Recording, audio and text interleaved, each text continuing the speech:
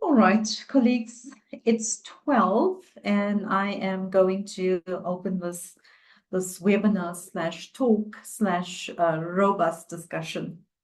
All right, good afternoon, everyone, and welcome to today's webinar. My name is Nazira Hussain, and I'm joining you from the University of Witwatersrand. I'm also a member of the USAF Community of Practice for Digital Education, Learning and Teaching CoP. So it is my pleasure to chair the session and, on behalf of USAF and the DELT CoP.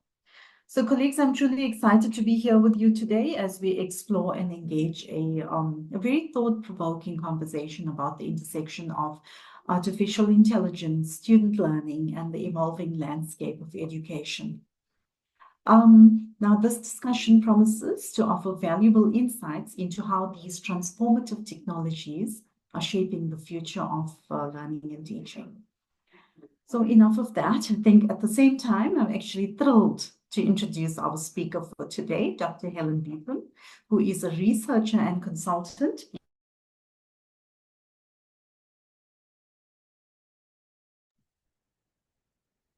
Nazira, I lost you. I don't know if I'm the only one. To surveillance pedagogies and feminist educational technology. She has also advised major universities in the United Kingdom, in Europe, in Africa, and Australasia on their digital education strategy. And she has also worked for international bodies such as the EU and UNESCO.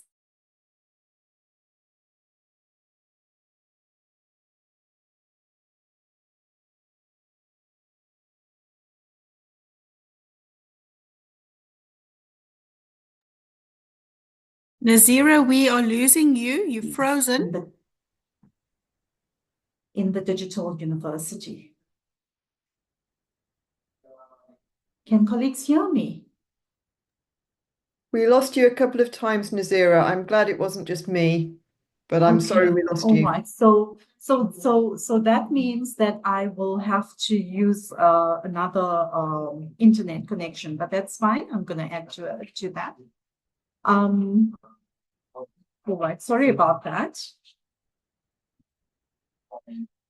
Okay, so today, Dr. Beetham will guide us through her critical perspective on AI, the role of expertise, and the value of university learning in this rapidly evolving digital landscape.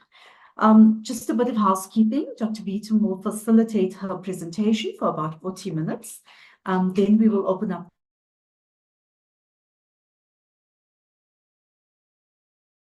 by the way, for about 40 minutes. And thereafter, Helen, you will come in for another 20 minutes, and then perhaps I can sum up at the end. So I would encourage everyone to stay engaged throughout. Please feel free to ask questions or share your thoughts in the chat as we go along. I will be monitoring the chat for any comments or questions that come up during the talk. And if you really have any burning questions during the presentation, feel free to type them and I will try to address them during the discussion.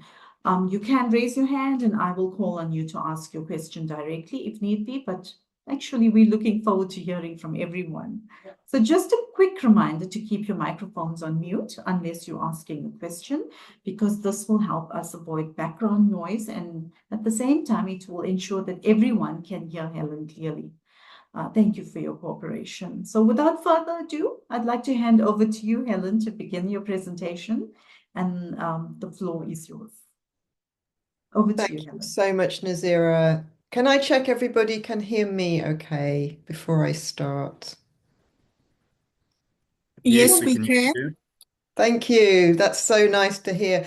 I'm very, very glad and grateful and quite honoured to be here with the USAF community talking about these tricky issues. I'm going to talk about digital literacy and AI, and I will come back to some of these questions Nazira has raised for all of us, which is about student learning and about how we might respond to the challenges and changes in student learning as educators. And that's where I really hope the open discussion will draw on all of your expertise and bring it all forward.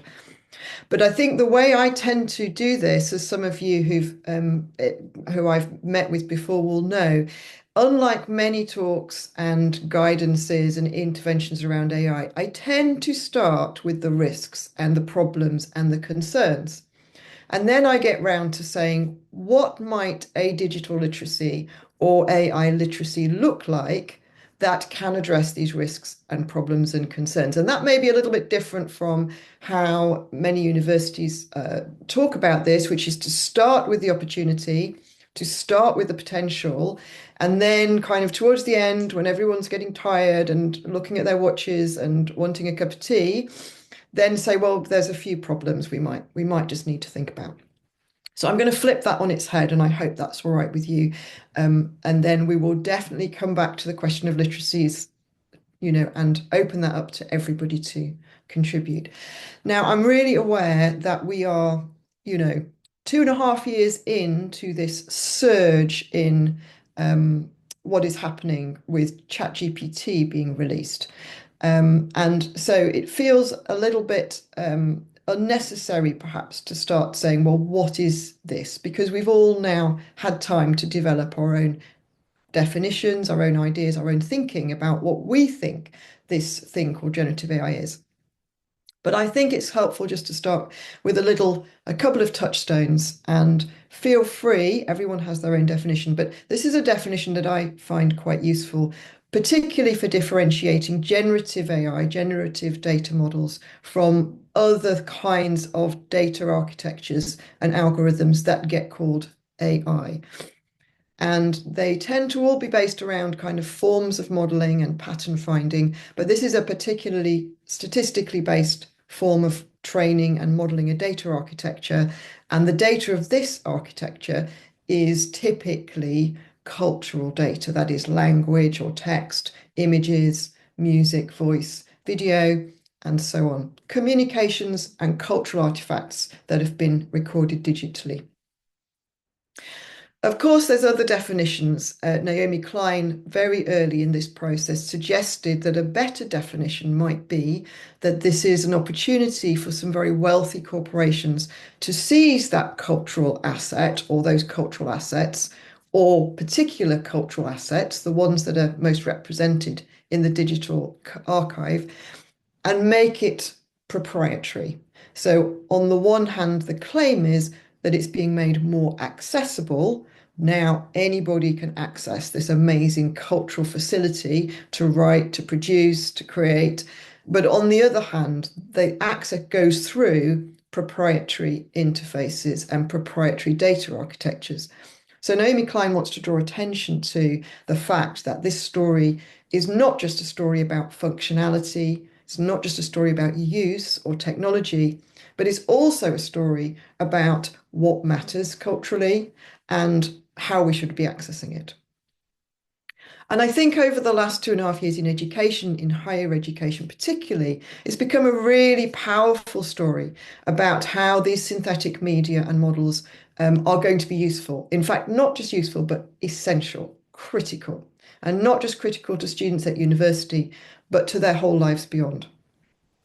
And, certainly in our country, in countries of Europe and around the world, that story is being enacted by governments very powerfully. And so it is, it is being made real. It's being made real because funding, capacity, computation is being built to make this story happen, the story that we all need these synthetic media models. So I'm hoping that this is just a little moment at the beginning to reflect. I'm asking obviously critical questions, but your answers may be very positive ones.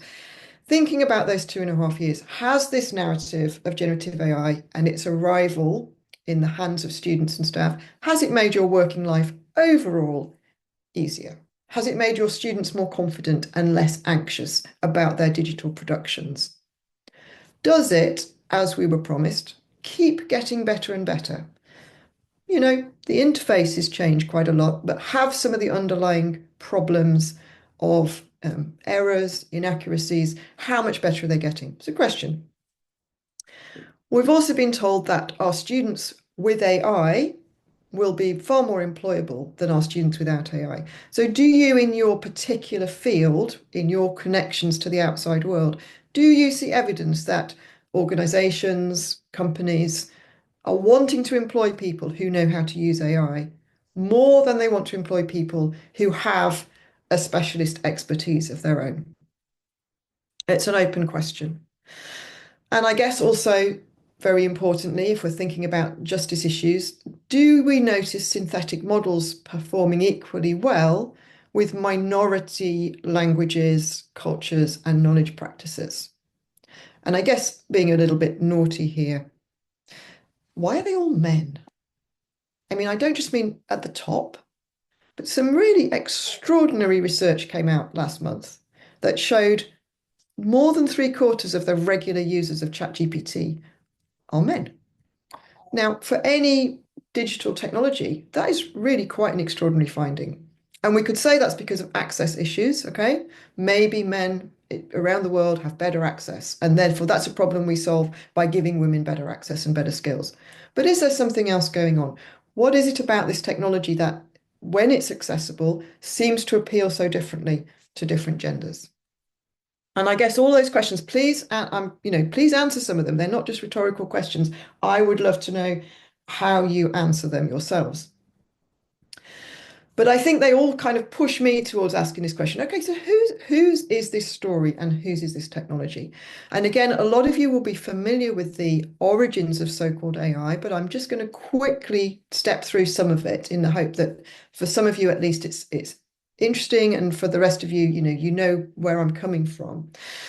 The very first kind of attempt to break ideas, knowledge, information down into computable steps is usually connected, at least in the minority world tradition, with Charles Babbage, who designed something called the difference engine, which was never actually built in his life. But what it would have done is to take some quite complex mathematical calculations that were done actually for naval for maritime almanacs to allow mainly colonial trade ships to sail accurately. He broke those down and he said, look, we can make each step very, very, very simple. In fact, so simple, we don't need to ask basic mathematicians to do it. We can actually get a machine to do it. And this was very much the very origins of AI computation in automation. And Babbage himself was not at all famous for the difference engine in his lifetime. It was never made. He was very famous for a book he wrote about managing factory and plantation labor more effectively and with greater distance between the overseer and the workers. He said the division of labor, whether it was mechanical or in mental terms, it allows us, as us in this sense, obviously being people with money, to buy exactly the amount of skill and knowledge we need. No more. We're not paying more than we need. We're just getting exactly the skill we need. And we do that by taking the intelligence, if you like, out of the person doing the work and putting it into the machine and the factory and the overseer and the plantation manager. So the intelligence, which was part of an organic job like weaving or farming, becomes separate, and the knowledge part becomes separated out and put somewhere else into a machine or into an overseer, or usually both. And as Simone Brown points out, right from the start then, that technology of separating, of creating labor in one place and intelligence in another place, right from the start, it was to do with race. It was to do with discriminatory treatment of some people's intelligence counting for more, being left with them as people, other people's intelligence or capability counting for less.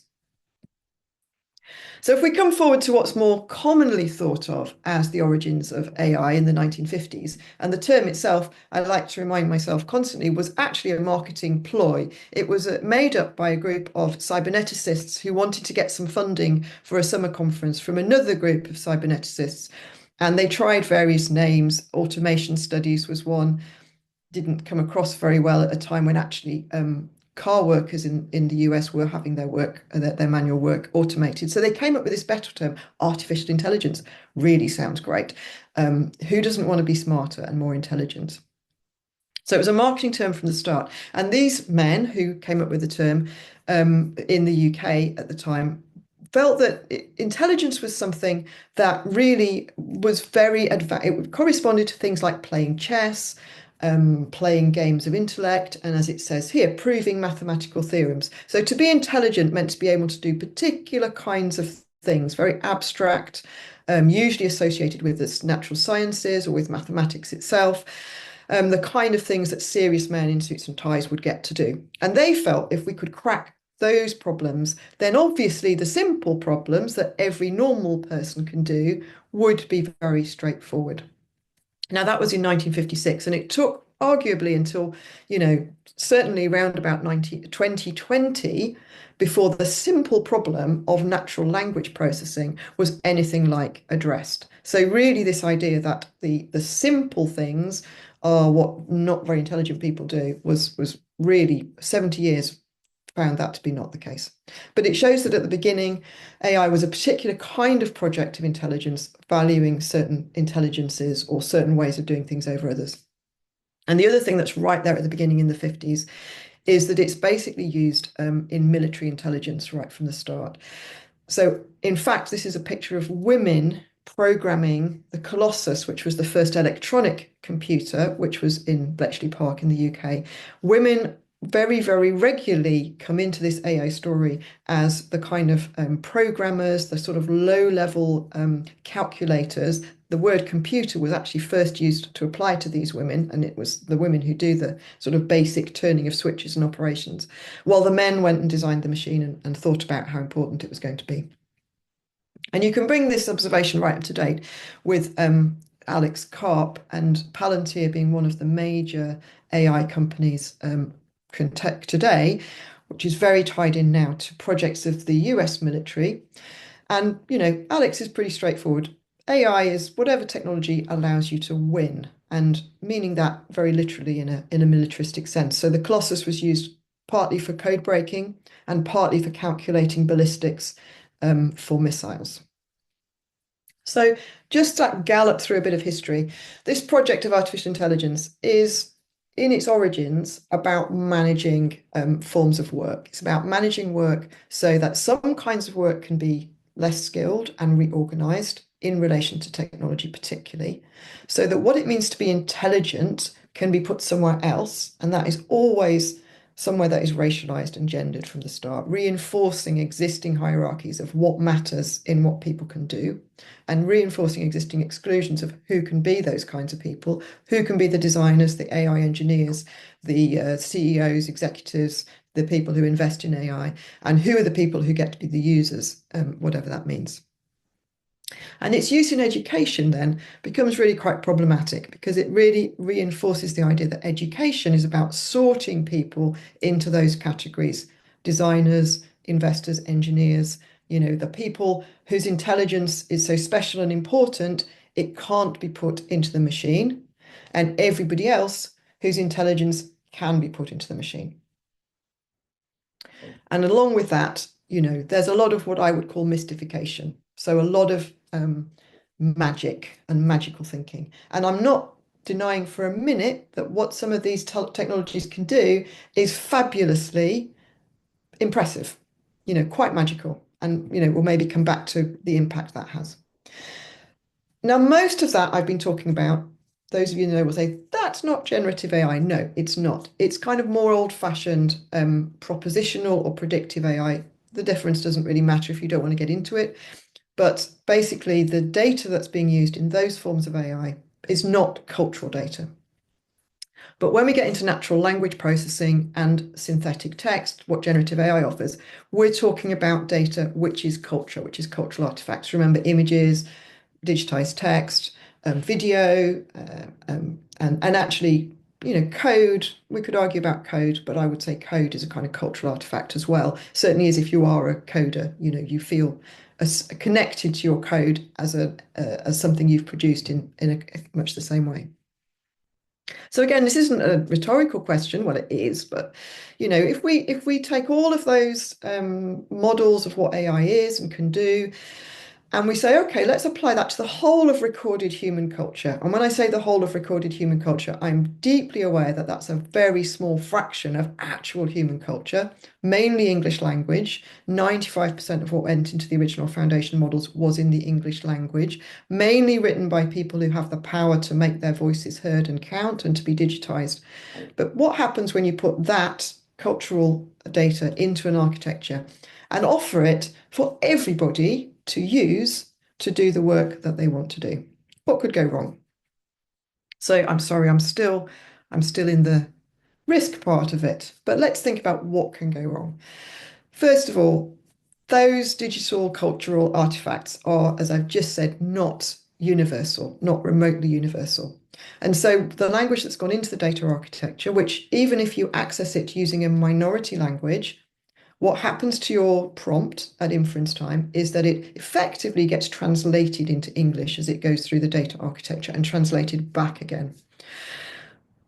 Wonderful writer called Audre Lorde, who many of you will know for saying something very profound about using his master's tools to dismantle the master's house. I kind of chose this quote from her about language. If we don't define ourselves for ourselves, and this is true for all of us, we will be defined by other people.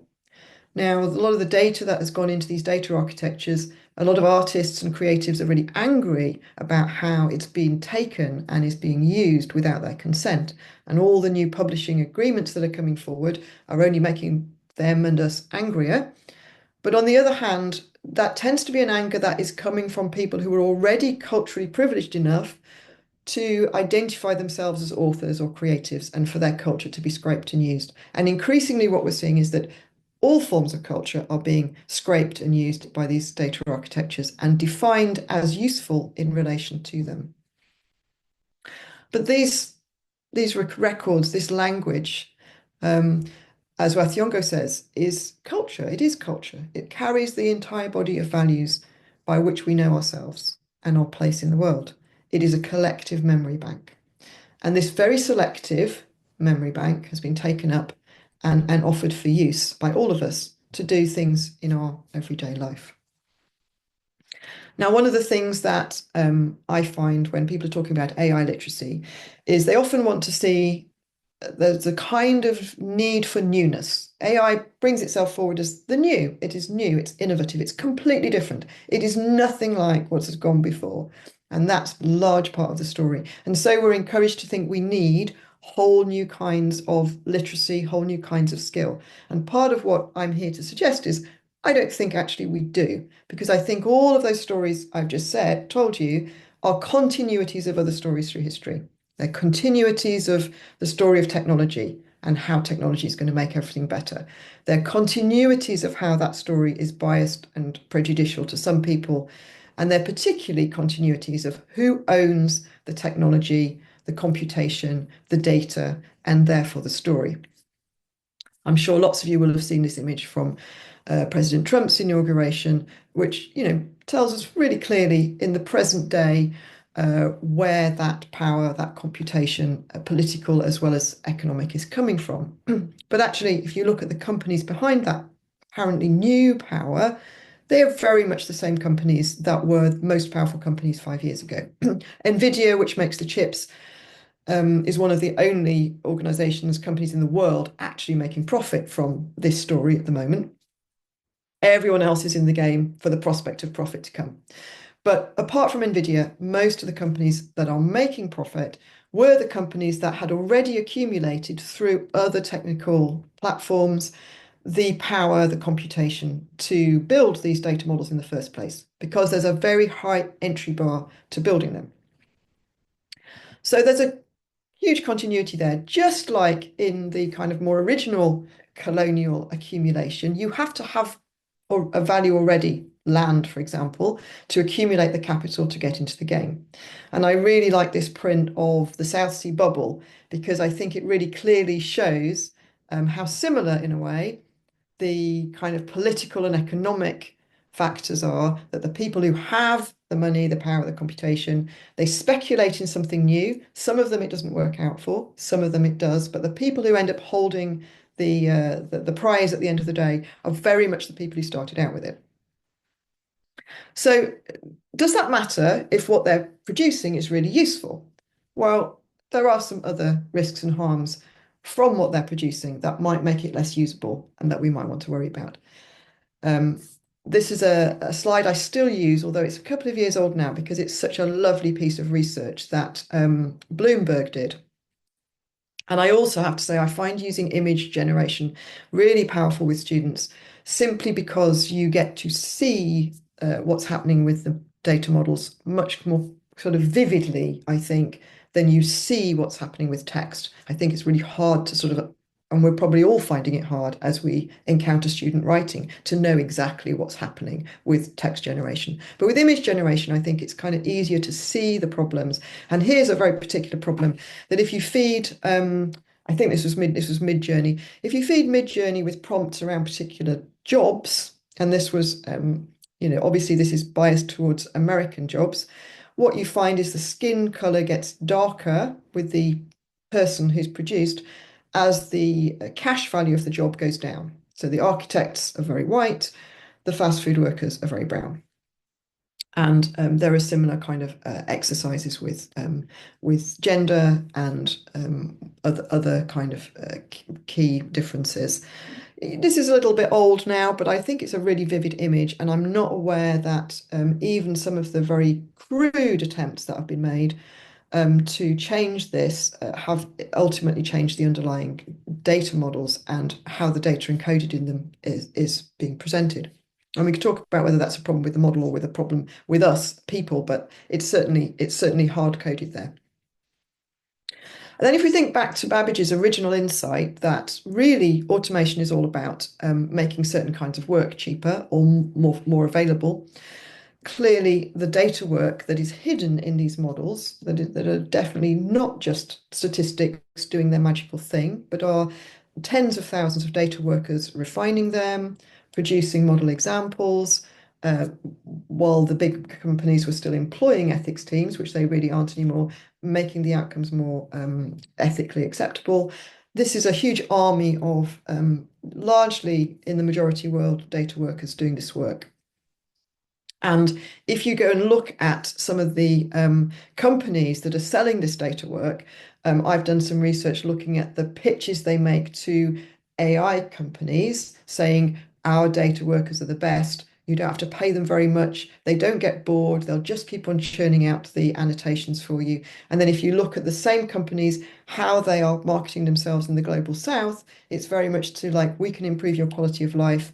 If you come and work as part of this data engine, you will be getting really high value jobs. And on the whole, they are somewhat higher value than some other local jobs, but they're very rarely secure.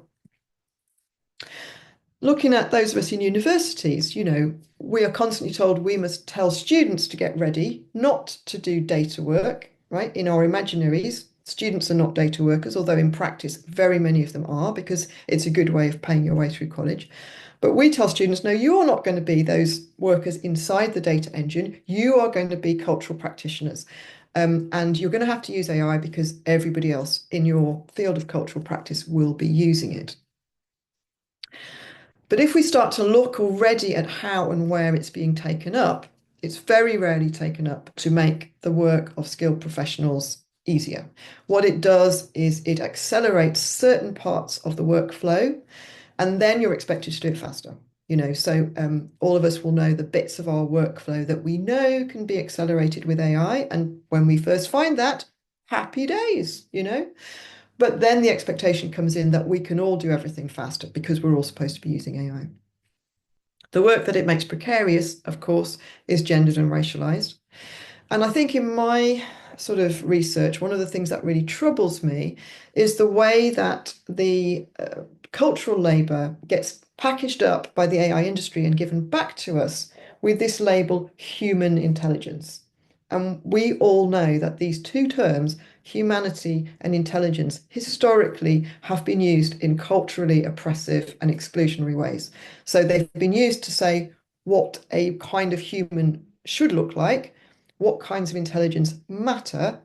And in education, on the whole, we've tried to avoid these terms. We have learned that these terms have risks associated with them. And yet suddenly, because the AI industry is packaging them up and giving them back to us as what uniquely university education should be for, we seem to be kind of lapping them up as though they're unproblematic. So cultural labour is getting more precarious, it's being redefined.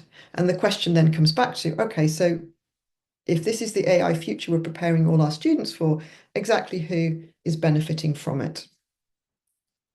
Now, I already talked about how the AI industry has historically been deeply funded by the militarized state. That continues. And when I started talking about this 2.5 years ago, it was a little bit of an odd thing to say, and people would say, well, lots of great things have come out of military funding. I mean, it's true, so text to speech, for example, largely came out of military operations. Self-driving cars, if you think they're a good thing, they come from military investment in drones and in tanks. So, things that come out of military funding aren't always a bad thing for education.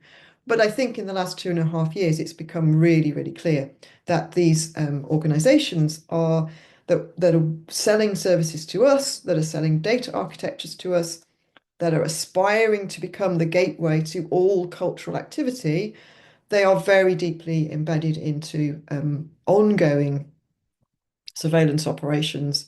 I've already mentioned Palantir, ongoing weapons of AI used for targeting, and around the world, we can see AI targeting happening every day. Now, I'm not here confusing predictive AI with generative AI.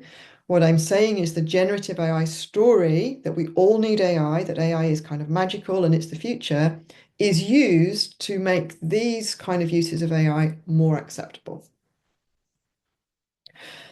Okay, so the magic of AI is kind of continuous with those other stories, militarization, automation, discrimination, but it is also disruptive. I'm not here to say it's just more of the same, okay? It is disruptive, and I think it's really important to think about the ways it's disruptive.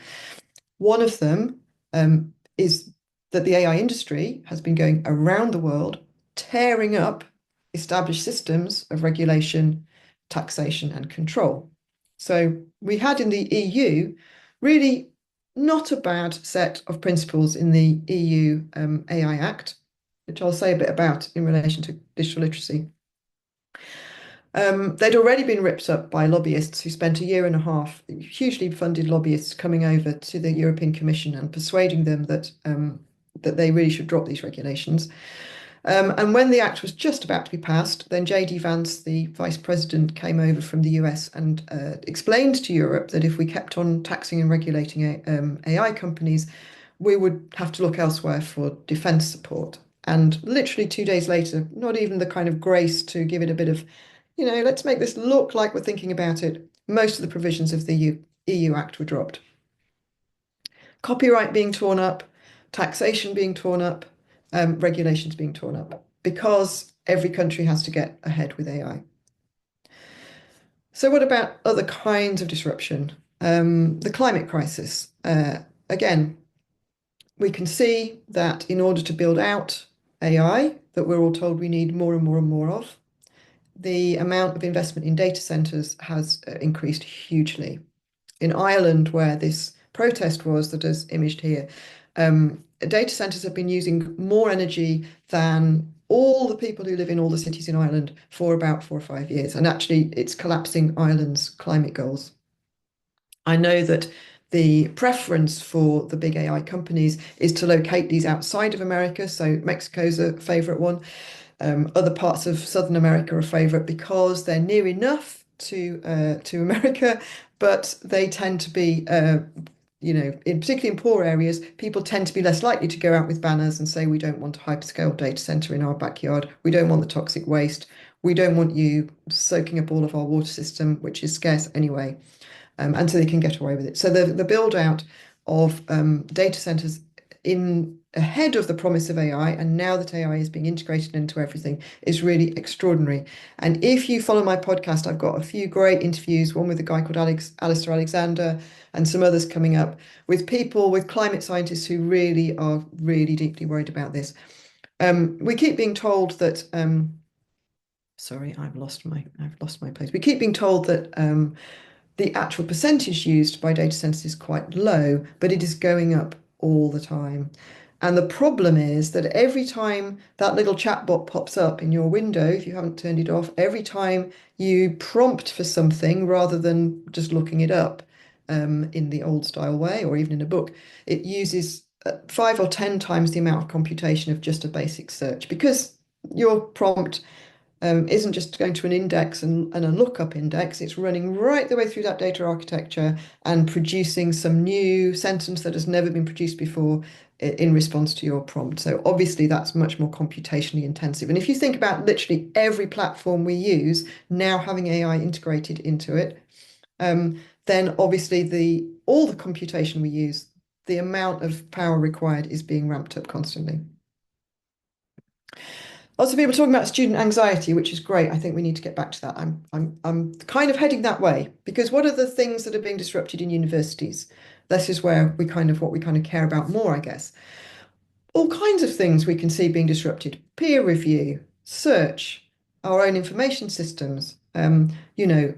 Journals publishing is severely under threat. Many of the open projects that we all depend upon, things like Wikipedia, being collapsed by the weight not just of AI spam, but also the AI crawlers crawling all over Wikipedia to extract data from it all the time.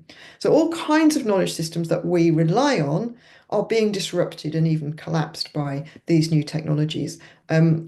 We like using it for ourselves, but nobody came and asked us whether we thought it was a good idea to release this capacity into fragile knowledge systems that lean on things like trust, peer concern, solidarity, and care for each other and for knowledge. So thinking of care, I started out asking, whether you felt your working life was easier and better. I know my students are very anxious about generative AI. Someone's mentioned Sasha Lucioni. Yes, I should have mentioned Sasha's work on sustainability or non-sustainability. She's great, and I would really recommend looking up her concise guidelines as to what her research shows about some of this. So interestingly, one of the things that students do come to me concerned about in this broader sense of criticality is sustainability. So I've had students say that they're not going to use AI because they're worried about sustainability. And I've run activities with students where I get half the class to look things up in a traditional way, turn off the AI agent and use Google, and the other half the class use an AI agent, compare results, but also compare how much compute we think was used. And interestingly, although I think the results from the AI are far worse, it's the computation that makes the students sit up and go, whoa, that's huge. I'm really going to think twice about that. But let's think about how relationships get disrupted. I'm not going to tell you how your students are behaving or responding and how you feel about it, but we are all coping with, one, a tsunami of student text whose production we are not very sure about. And it's very hard to help students to think when we have not only these black boxes that the students are using, but student practice itself has become a black box because they're too anxious to tell us how they're using it. They think they're going to get into trouble.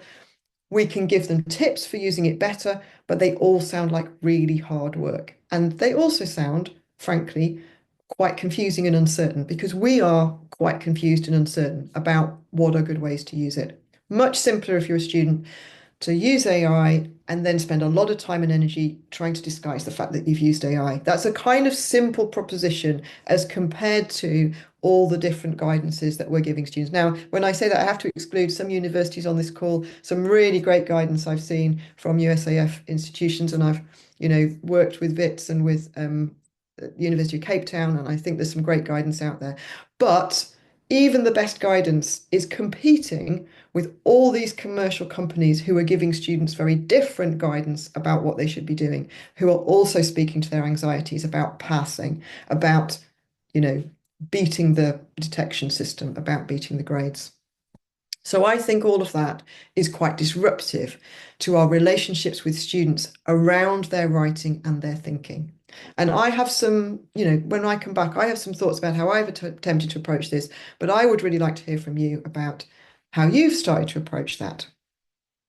So finally, I'm coming round to thinking about critical AI literacies and what that might mean. And I can only do that by coming to this question of who is responsible for all these harms and disruptions, okay? Who do we think is responsible? Is it students? Is it teachers? Is it the companies that have released these data models on the world? From my perspective, having studied AI long before they were reliable and usable systems, from my perspective as a justice-oriented educator, long before they could be claimed to be ethical, responsible, and socially just. We're not responsible for that, and yet we are having to react to it. So whenever we think about our reaction, which is what promoting AI literacies is, we need to also, I think, address this question of who is actually responsible.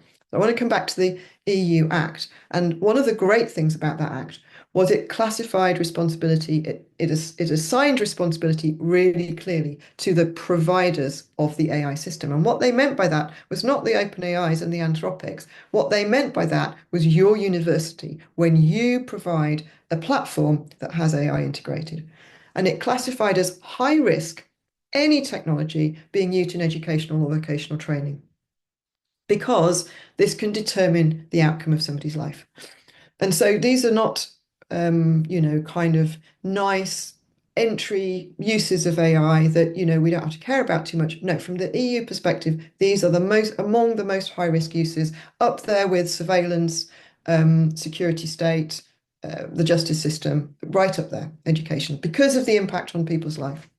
And so what the EU Act before it was gutted said was that educational systems, the responsibility lying with the university as the provider, must show these things. Risk assessment, I've actually cut it down, there's more than this, but I'm kind of paraphrasing.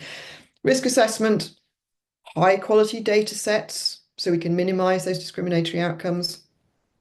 Detailed documentation, so that everyone using the system can assess whether it is compliant with ethical standards. Clear information to the university about how it's been developed, and appropriate human oversight measures. So if you're using a system as a university, alongside putting that system in place, you must put in place human systems to assess if risk is happening, to assess if students are being differentially treated, to assess if the outcomes create a risk of bias, and then to intervene. Human systems.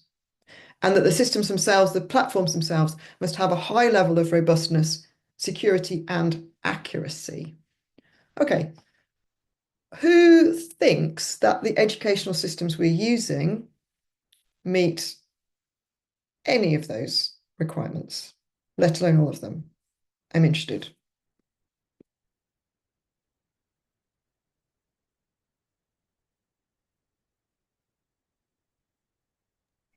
Thank you for recommending some great materials there. Post from Maha about critical AI literacy, really good. There's also some stuff on the LSE blog written by myself and Alistair Alexander that come at this issue from different angles, which I'll post afterwards.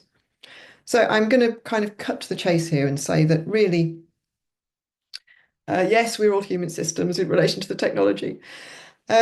Really, there were very, very few systems, and I'm not here taking away from all the work being done in the open AI community, genuinely open, to create small-scale models that can meet some of these requirements. It's really, really valuable and important work. But those large-scale systems we're using in universities, really, even before the Act was gutted, did not meet those requirements. They could not meet them. These are black box, unaccountable systems. The people who produced them have made very clear that any attempt to hold them to account will be met with reprisals, whether economic or political or potentially even military. Okay, so nations are not going to be holding those systems to account. Okay, so where might we locate this responsibility now? This is the UNESCO AI competency framework, and it's designed for educators. I've, in my time, worked on several digital literacy frameworks, and I can see what's good about this one. I can see lots of really good things, and I can see that some of your universities are being inspired by and drawing on this. But I think the problem with it is that the first two rows of it, which are for people with, like myself, with an ethical and accountability mindset, those first two rows of it are where we start nodding along and saying, that's very good. Absolutely. We need to be human-centered, human accountable, safe and socially responsible. But the problem is, where does that happen? And who is responsible for it? The things in rows 3, 4, and 5, as critical educators, we can do something about, yeah? We can think about our teaching. We can think about how we integrate it into our pedagogy if we choose to do it, yeah? But do we have the agency, the accountability and responsibility in row 1 to ensure the things in row 2? I am not convinced that we do. And so that is the background against which I would want us to think about this issue of AI literacy. It's really nice to have frameworks that kind of reassure us that as long as it says something about ethics somewhere in the framework and we're thinking about that, that's fine. But thinking about it is not really enough if we are in settings where we can't enact decisions we might want to about ethics, social justice, and bias. Now, when I get to this slide, I confess that I feel responsible because I am one of those people who has helped to develop digital capability frameworks. The one on the right of the slide from JISC is the one that I mostly developed. I also worked with the EU, and several people here I know have worked with the Commonwealth of Learning and on various other, and perhaps with the UN on various other frameworks. I think it's a really good idea to have frameworks, but only if they're there to open conversations of the kind I'm hoping we're going to open here. Not if they're there to hold people responsible who do not have the power to take that responsibility and that accountability. And unfortunately, that can be what happens with frameworks. So the responsibility to be ethical, we are hugely putting on our students with this discourse about academic integrity. We are hugely putting on staff with this discourse about polish your AI skills, understand AI literacies, and there are limits to our accountability in that area. Okay, so we get to the kind of the nub of the problem, the question, and I think you probably hoped I was going to start here, and by now I'd have answered it. No, sorry, that's what we'll maybe try and do next. I can't answer this. I can only sort of humbly listen to some of your ideas about this and then, respond with some of the initiatives I know and have been involved with. But I think the question then is, what would a critical AI literacy look like if we accept that responsibility for many of the terms in this framework, agency, accountability, safe and responsible use, does not lie with the people who are supposed to be AI literate? Okay, what would a critical AI literacy look like? And why might this be a problematic term for us to use? Please put some thoughts in the chat window, because this is where I have some ideas, but I'm equally here to hear your ideas, to hear what you think this looks like. Really good to see references to Mahabali's work. Anna Mills has done some great work. Katie Conrad, who I've interviewed. And there's some really great work coming out of, as I've said, several Southern African universities, but we need to open this out. What are the resources for doing this? So here's some resources I've found useful, and I'm really here to hear of resources you found useful. And one is just a summary that goes back, it's quite old now, but it's a summary that Lewison and a group of people made, drawing on the critical pedagogies tradition, that tradition of Paulo Freire, bell hooks, Giroux, many decolonial pedagogues. What is it that makes a literacy critical? And they have these 4 kind of themes that they found: disrupting the consensus, disrupting what's common sense, if you like. Everybody knows we need AI skills. Okay, let's disrupt that. Considering multiple points of view, which somebody literally just put in the chat window. So that's that. Yeah, great. Thank you, Nicola. You're ahead of the game. Focusing on the social and the cultural, focusing on the story, focusing on how it's impacting on our lives, and then tying this knowledge to action. So helping us all feel a little bit more having a little bit more agency. What is it we can do, even if that is very local? What can we do with our students? I have begun working with students from the perspective that I start from my commitments before I ask for any commitments from them. And then we negotiate. And that's an action in the classroom. But there may be other actions. There may be actions of actual refusal that we decide we need to undertake as well.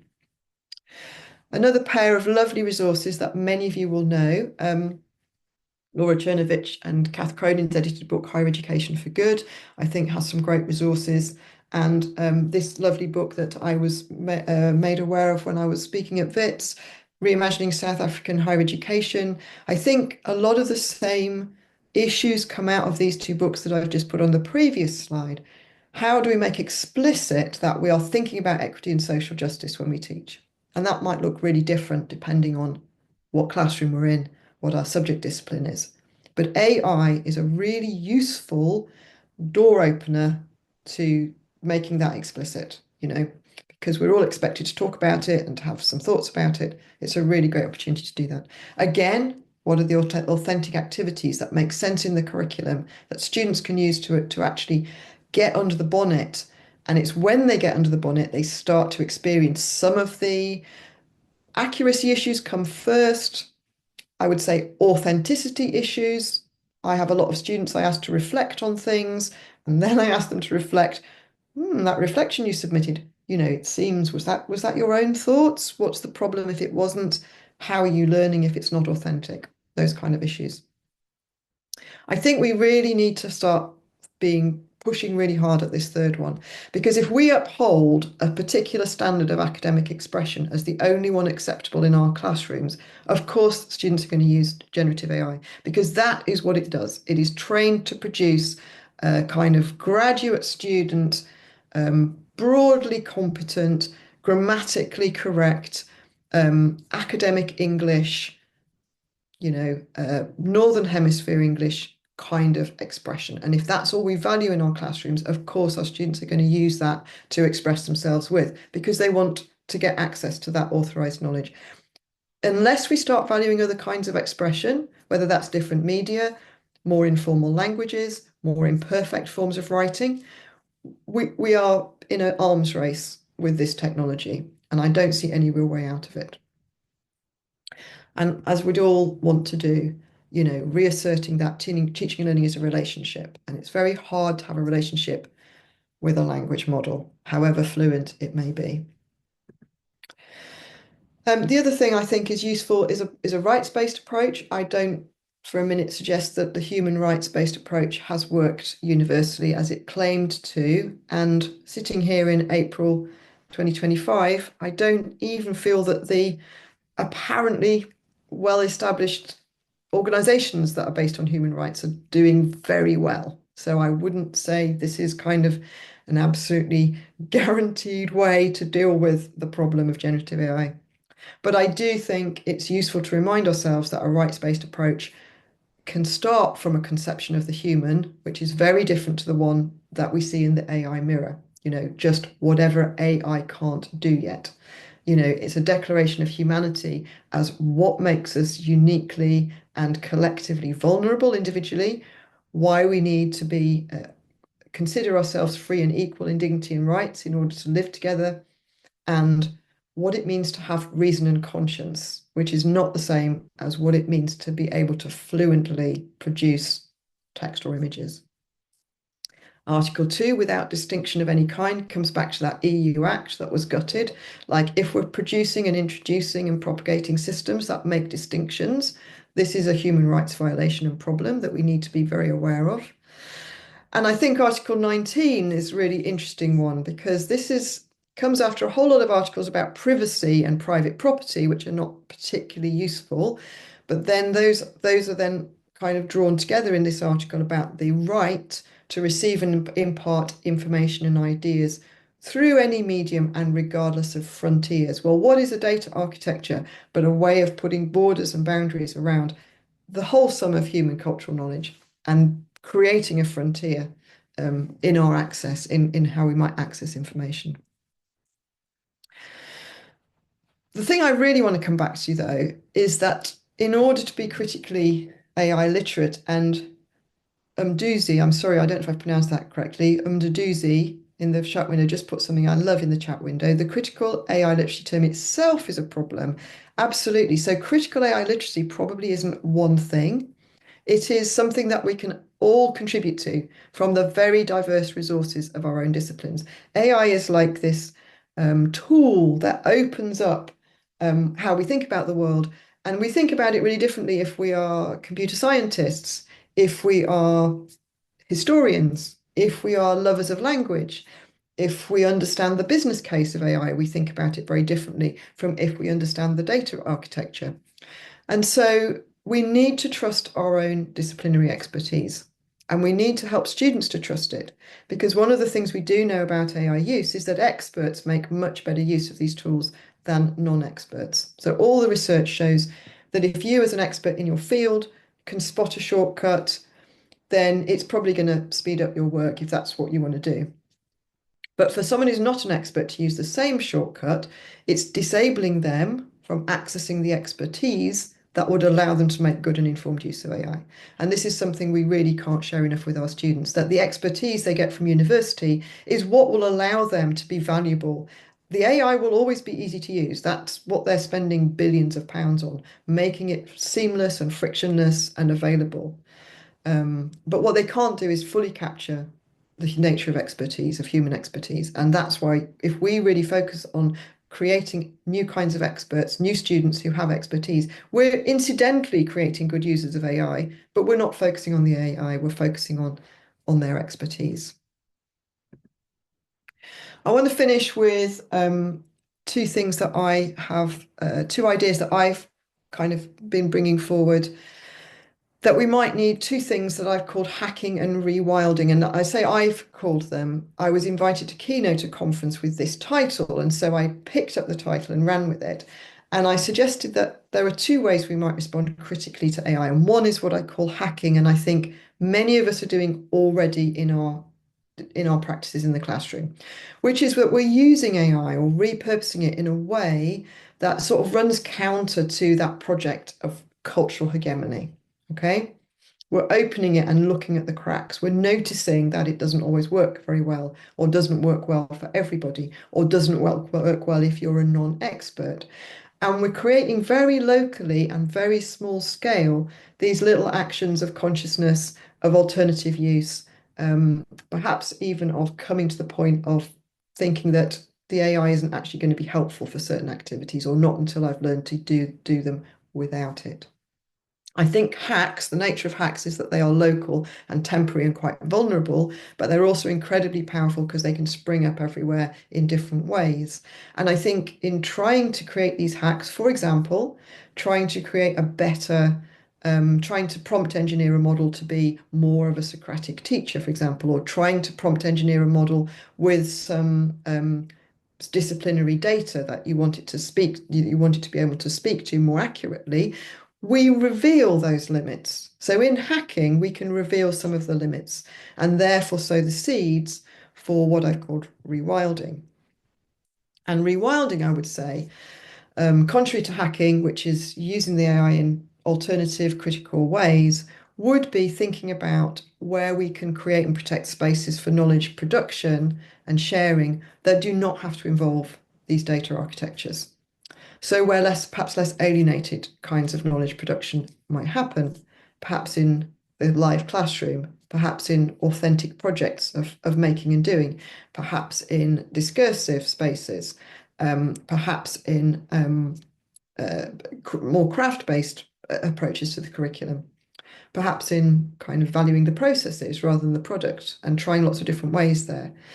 The thing about that, just like hacking, is to do that well, because the AI is everywhere, it requires great skill. Okay, you try and create a classroom in which it's difficult to use AI or it's not valuable to use AI. I'm not saying banning it, I'm just saying create a setting in which use of it is not particularly valuable. It requires huge pedagogic ingenuity and some technical know-how. And of course, it requires you to care about your students. And these are exactly the skills, if you think about it, that the AI industry is reflecting back to us and saying, this is what you're going to need if you're not going to be put out of a job by AI. So we haven't anything to lose by trying to live without AI in at least some of our spaces of pedagogy and knowledge production. Okay, I'm going to finish with this observation. So if we want those spaces, though, I think we have to look a little bit beyond our individual digital capabilities and ask what universities are doing to create those rewilded spaces, not just to help us with the hacking literacies, but also to provide platforms where we can engage in socially and environmentally responsible scholarship and teaching and learning, where we can share knowledge and enact knowledge and value knowledge in very diverse ways, too diverse to pass through a proprietary data architecture. And for every attempt we make to develop our own skills and those of our students, we should put the same amount of energy into asking our universities, where are those platforms in which we can enact our literacies, our critical faculties, safe from some of these harms? Right, over to you.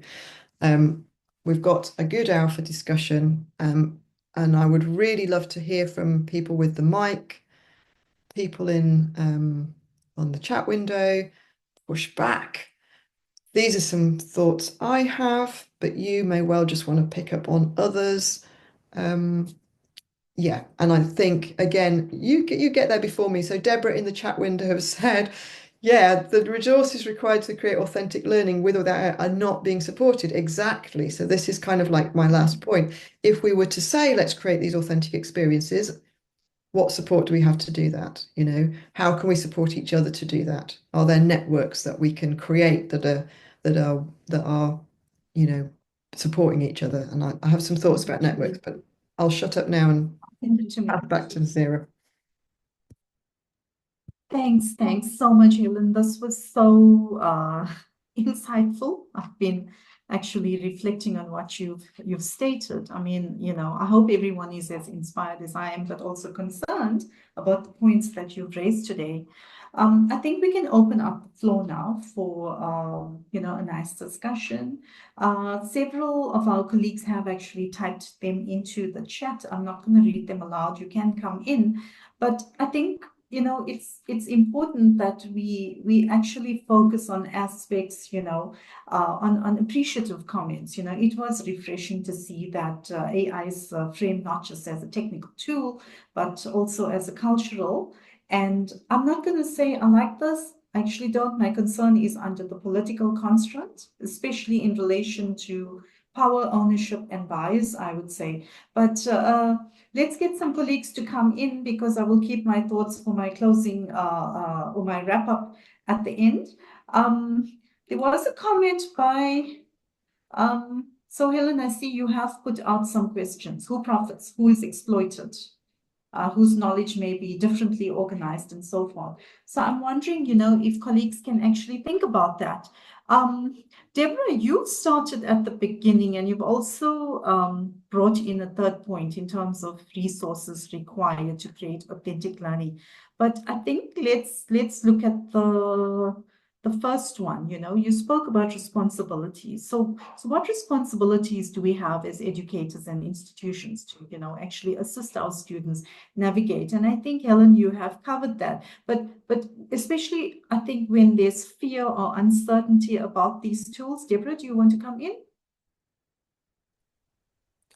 Hi, everybody. This is Deborah Blaine from Stellenbosch University in South Africa. Can you hear me? Yes, we can hear you. So, I mean, I don't have the answer as to who is responsible. I just know for myself that I can see my students using the technology or being scared to use it, and I can see in industry, I teach engineering, so I can see in industry and in the corporate world and that there is absolutely an expectation that our graduates, as much as they can use a word processor or a spreadsheet program, they are also going to be expected to be able to use AI tools. And so I can only speak to what I feel as my responsibility as an educator is, as much as I need to make sure that they know how to use the other tools in the engineering curriculum, this is a tool that I also need to make sure that they know how to interact with. But that's just a personal viewpoint and feeling. There's nothing that from my environment that gives that expectation, whereas there is an expectation from my environment that for me to be responsible to teach them how to use whatever different methodologies and knowledge and so on that are traditionally linked to engineering. So at the moment, I am pushing in my environment that the institution takes some responsibility for structuring the integration of AI into the curriculum, because I think it is critically needed. You can't ignore it. It is there. But I don't know how much hope I have. I mean, everybody is very happy if you're willing to do that with your own time, but are they willing to pay you a salary to do that full time with the expert knowledge? So they're willing to pay someone a salary to do that at the lower end. And I think that's where the irresponsibility comes in, is that there is a lack of understanding of how much expert knowledge it would take and how much resource it would take to responsibly integrate AI into our curricula. Fair enough. I mean, that's great. And at the end of the day, in all fairness, we still need to look at all the points that Helen has raised. Who is exploited, who is excluded, whose work, whose knowledge, and so forth. But maybe Fatima, just I just saw in the chat that Helen asked about about the gatekeeping. So that's exactly what I was referring to. If I want to use AI in my classroom, there are not people in the universities yet who have the expertise to evaluate whether I'm using that AI in an ethical manner, because we need these kind of discussions to talk about what are the ethics involved, and what are the different perspectives. I mean, I can think of it on my own, but unless I hear other people's perspectives, then I'm going to just be caught in my own little navel gazing space and miss a whole lot of the potential traps and so we need communities so that we can have a collective understanding of where the potential downfalls in our duty for educating and uplifting and upskilling our students are. Oh, thank you, Deborah. Thank you for for the insight that you've given us, but also bringing out your vulnerabilities as well. I think we all feel like that.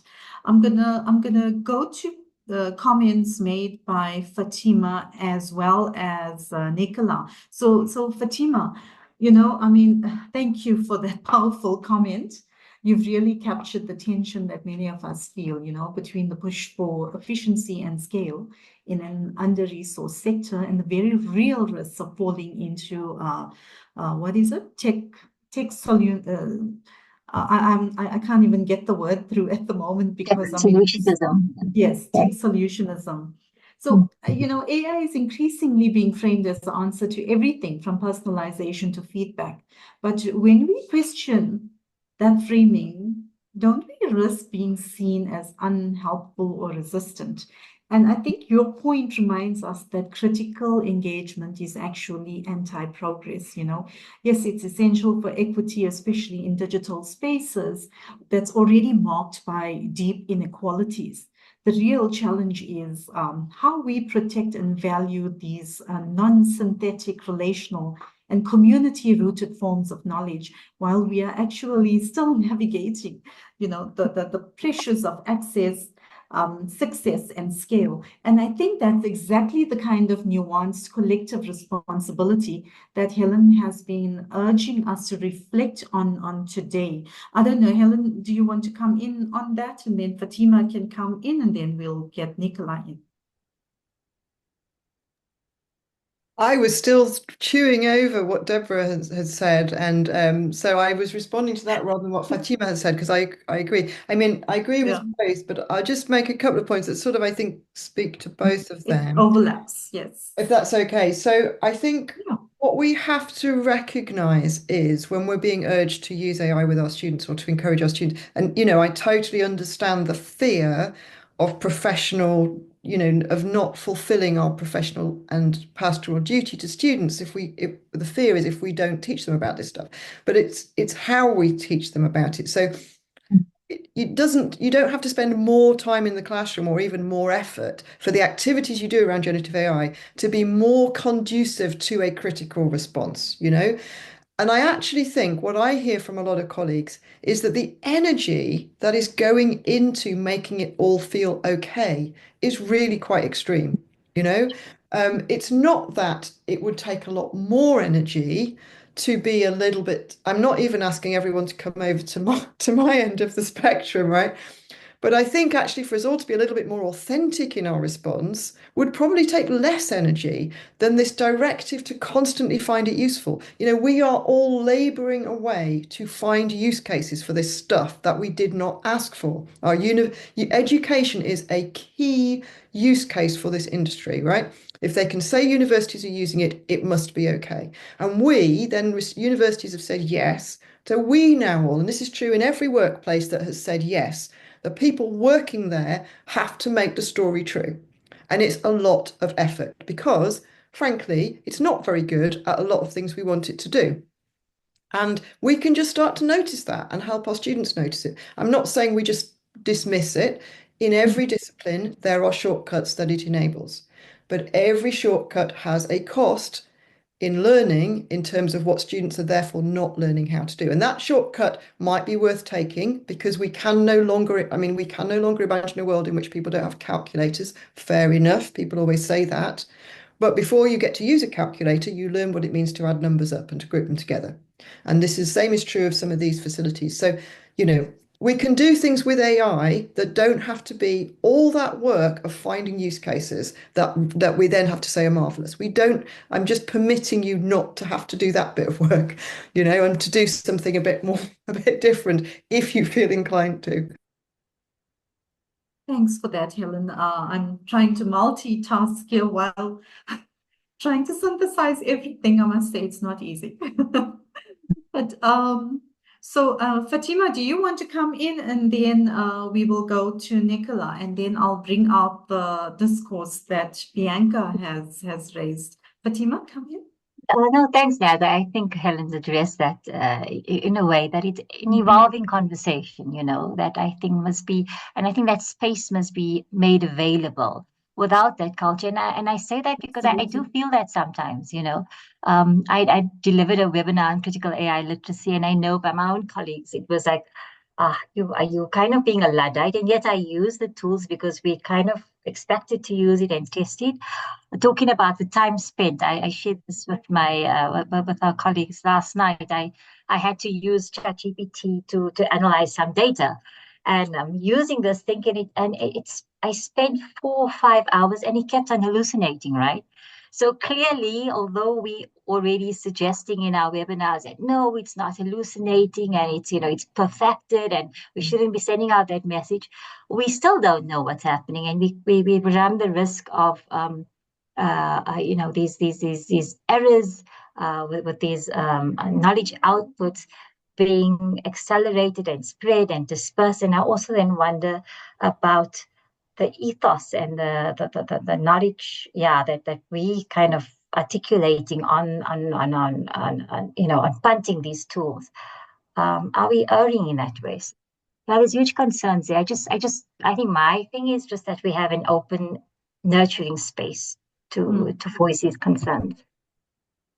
Well, this is exactly what we are doing here, actually. And that is why, I mean, there's so much that's coming forward based on what you have put forward, Helen. And you mentioned funding. We are funding these tools. Helen, you asked Nicola, are we involved in procurement decisions? Nicola, do you want to come in? I know we've chatted a bit about AI and so forth, so I value what you have to say. Please come in, Nicola. Sure. Yeah, procurement. I'm a bit of a jack of all trades, so I'm a both academic staff member and in a service role in a teaching and learning center. And I think for me, yes, we we'll go to the committee and say, look, we actually, we've had these discussions with lecturers and students, and we really think it's important to, for example, turn AI detection off and have these deep conversations about, well, some people are very reliant on it. Is that a good thing? Yeah, I guess it is always so that it's those kinds of things, but also, being involved in writing the guidelines, and everyone was putting out guidelines and policies, and was that the right thing to do? Encouraging people, who was it that talked about, reimagining teaching critical AI literacies, reimagining assessments, were we moving too fast? And maybe, it's about that irresponsible responsibility. So today's just made me think like, there's this immense sense of guilt as well. Were we doing this right? Were we doing the right thing? Could we have done this differently? Can we rewild this whole process? Please don't feel guilty. The whole point of what I'm trying to say is we can't be individually responsible. We are caught up in the most incredible systemic push. We can't be in. That's kind of why I'm problematizing the term literacy, because literacy assumes the word literacy itself assumes something of immense cultural value, being able to read and write. It assumes that. So calling it an AI literacy is already telling us you cannot exist in the culture without this. So of course, as educators, we feel responsible for that, but I don't want anyone to feel guilt either from being being at either end of the spectrum. I think it's really valuable to have us all in the room talking about this. Thank you.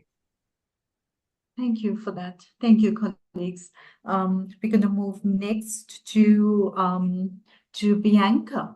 Bianca, I've actually noticed that you've raised an important tension. So while colleagues, please forgive me, our bandwidth here at Wits University cuts off at times, and that is why you have noticed that you could see me but you couldn't hear me.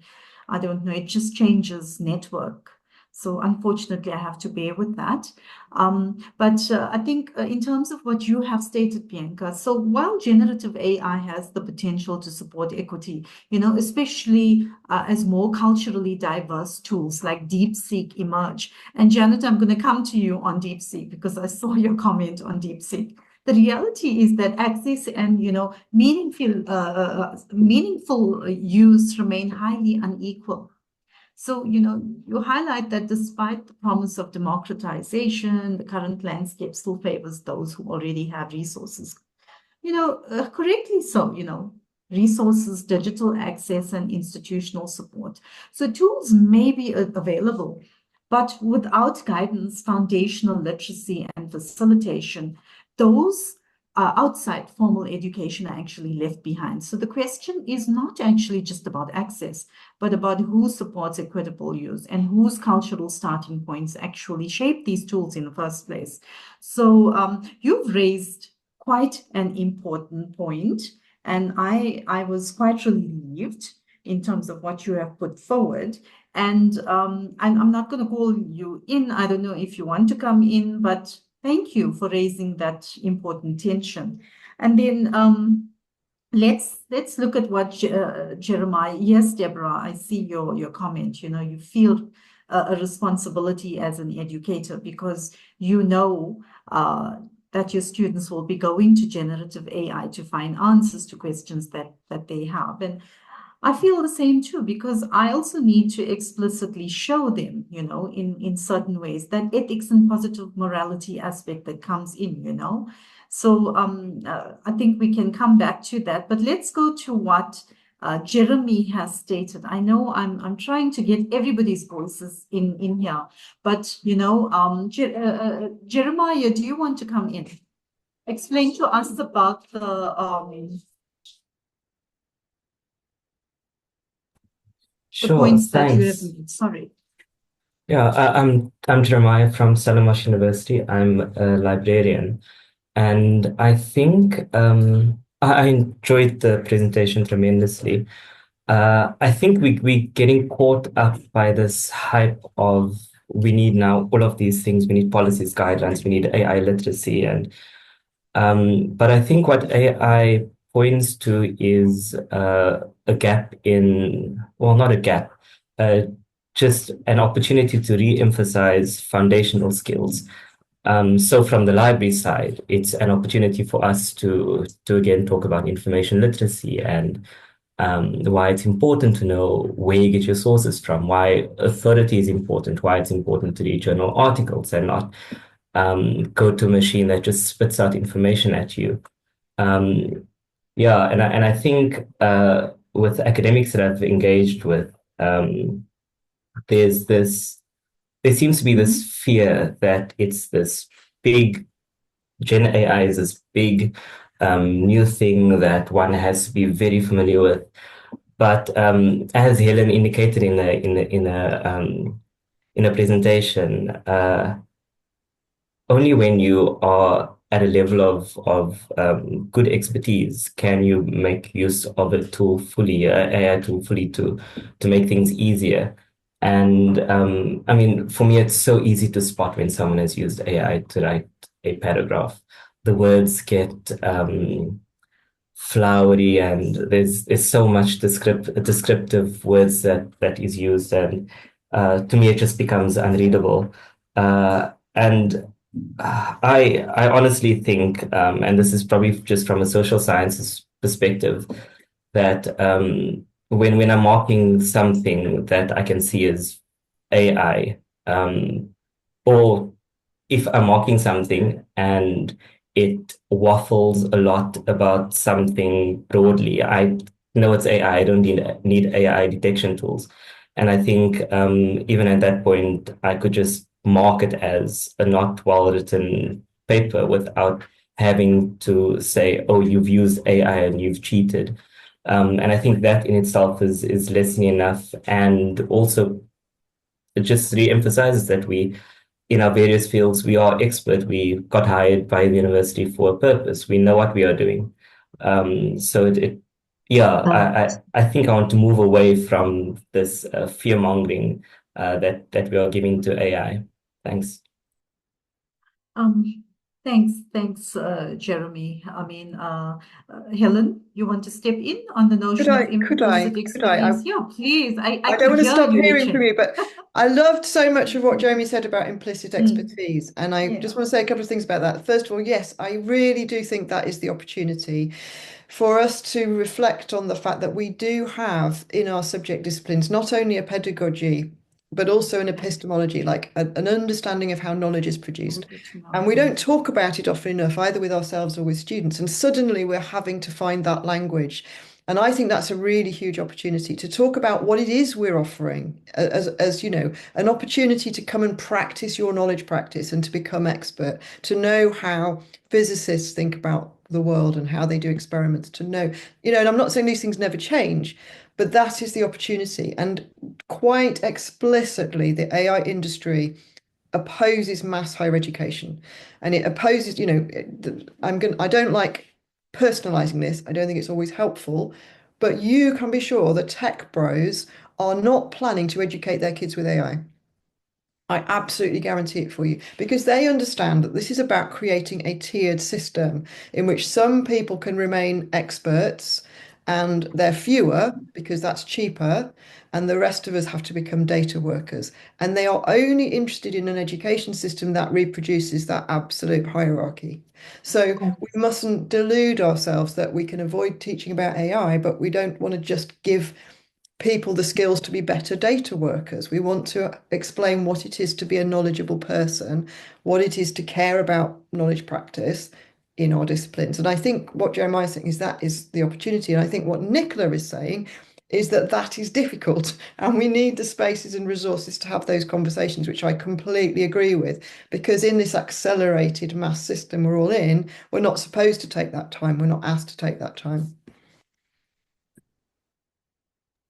No, absolutely. I mean, it's we are in it. And I know that we're looking at different ways. And Nicola, it is very difficult. We're looking at it in assessment. We're looking at it in our, well, assessment is part of pedagogy as well.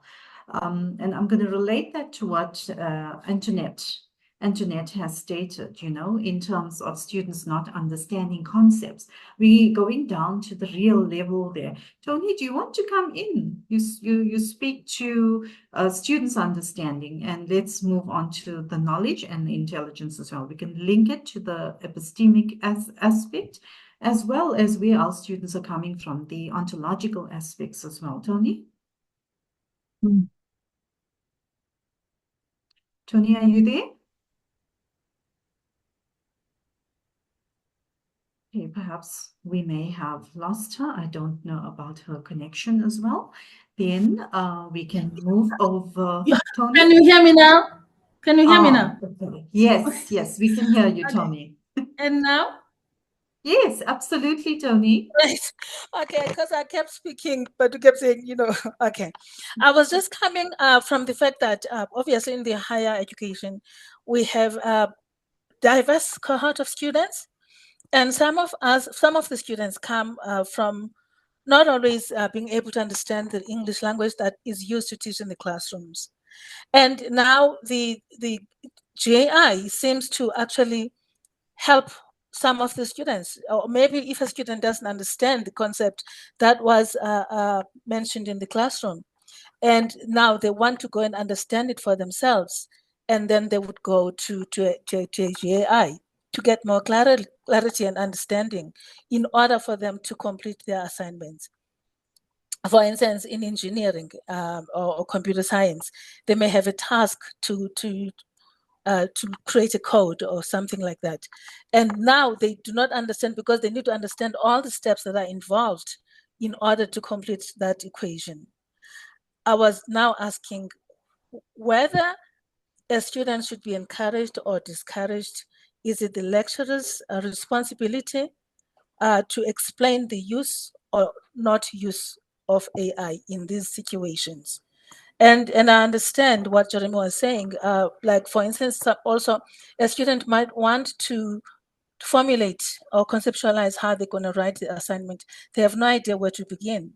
And now they also want to use the GAI. And I understand all of these other implications culturally and socially and all of these things. But I was just trying to ask who's responsible for helping the students, whether they should or not use that technology, because obviously they will somehow go to that. And yes, as a lecturer, sometimes you do get to see if an essay has been tampered with or has been done. Even a presentation in a seminar has been done using the AI tools. But I think that was my question. I don't know if I'm clear, Naz. Sorry, I'm also talking to myself here. I'm trying to preserve the bandwidth here so that I can get through to colleagues. But absolutely, Tony, and you know, I mean, it goes back to Helen's question: who is responsible? Because I'm constantly going back to that, you know, theme that Helen has raised. I've made copious notes while we were, you know, in this presentation. But I'm constantly always going back to who is responsible. And if I link it, you know, to the aspect of culture and trust and epistemic access and equity and all of that, and the systemic aspects, everything's operating within the system. But it ultimately boils down to us as well. But I can say it's also from who we are and where we come from and how we are encultured and how we actually enact our cultures as well. So Deborah, I'm going to come back to you and I'm going to tie in. You know, I'm actually doing an online weave here, colleagues, by the way. I must thank the facilitating online course for that, because many years ago, I learned to be a pro with this weaving aspect, you know, when we give feedback as well. So, Deborah, I'm going to tie in your comments to what Sandile has stated, right? Sandile, you have brought in the aspect of, you know, industries integrate AI-driven innovations, and somehow universities will have to adapt. I don't know if we will have to adapt our curricula because you feel that we need to bridge the gap between education and workforce demands. Somehow or the other, I've got some discomfort because the first aspect is we are assisting graduates, graduateness here. Yes, correct. And that relates to the industries. But we need to have, we need to first engage in getting our students to be these morally upright citizens who value integrity and positive morality and so forth, because I know that it relates to that culture. And maybe I'm confusing Deborah here with Bianca, because Bianca, I think it was you, right? No, it is. I think, sorry, I'm just going through. Yeah, Bianca, it is you. The issue in your husband's field. So I'm hoping that, Bianca, if you want to come in, in terms of software developers joining the company, you've made that comment. Can we tie into what Sandile has actually stated about us in higher education, aligning to the expectations of the workforce out there? So in other words, aligning to graduateness first. Do you want to come in on that? And the speak of AI? Yeah, sure. I think Thank you. I think that's really what I'm saying, is that part of when we're thinking about teaching AI, it's not just about teaching AI. We really have to think about how we build the human behind the tool. For years and years, we were worried about Google just becoming this thing that you don't have to remember things. And sure, that's happened. We've seen the younger generations, for instance, their ability to remember is slightly disadvantaged compared to those of us that had to go through, having to remember things. Now we need to take that and say, okay, now that we're moving forward, what have we learned from, Google? Because I'm kind of calling AI Google 2.0. It's a different kind of thing, but it's the same sort of stress that I think we all felt a few years ago. And for me, I think that if we're looking at, I'm going back to like the 2030 goals and 4IR, some of those things are still incredibly relevant, that we have to develop people and we have to develop their abilities to critically analyze and to creatively solve problems. And the only way that we can do that is if with all this AI, we're not just saying, okay, use it.